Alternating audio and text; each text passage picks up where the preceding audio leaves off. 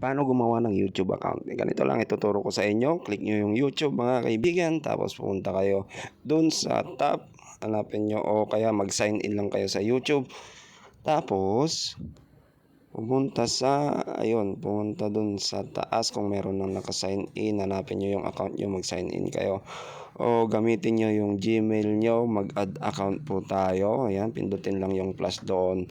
At mag-add account na kayo ng Gmail account nyo. Pagkatapos nyan, punta ulit kayo dun sa sign in na YouTube nyo. Tapos click your channel.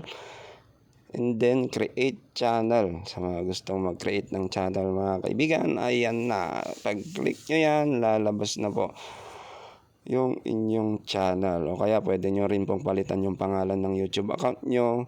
Pindutin nyo lang yung parang pen tool or basta parang lapis o ball pen yan. Ayan.